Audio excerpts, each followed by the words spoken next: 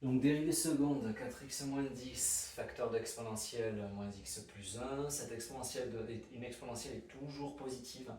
Donc en fait finalement la dérivée seconde sera du signe de 4x moins 10.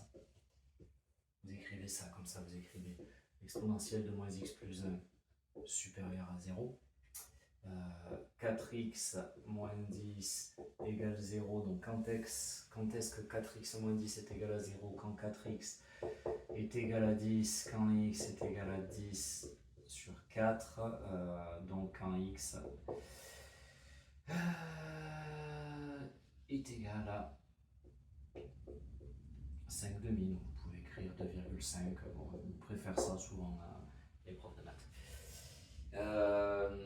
Et donc en fait, vous mettez votre 5 demi ici, votre 0. On est du signe contraire du coefficient directeur quand c'est une équation du premier degré, donc moins plus. Là, votre dérivée seconde, je rappelle, exponentielle toujours positive, donc on est du signe de 4x moins 10. Quand est-ce que 4x moins 10 est égal à 0? Quand x est égal à 2,5. On est négatif avant, positif après, parce que le premier est le signe contraire du coefficient directeur. Le coefficient directeur est positif, donc on est d'abord négatif, puis après positif.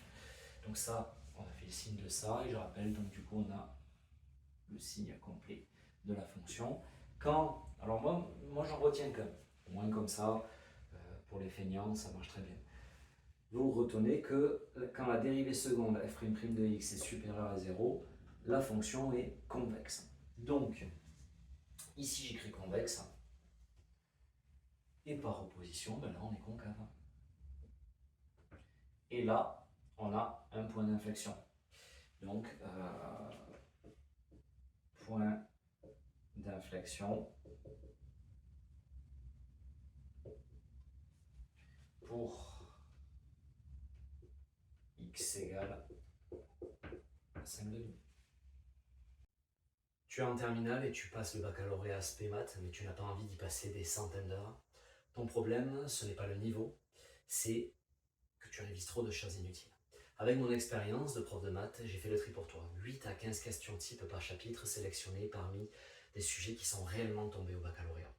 Chaque question est suivie d'une vidéo explicative de correction, claire, complète. Toutes ces questions couvrent un maximum de notions. Tu les retrouves sous différentes formes et plusieurs fois pour comprendre, mémoriser et maîtriser. Résultat, tu couvres l'essentiel du bac. Tes révisions sont beaucoup plus courtes et tu arrives serein à l'examen. Tout est dans l'application, le lien est dans la description.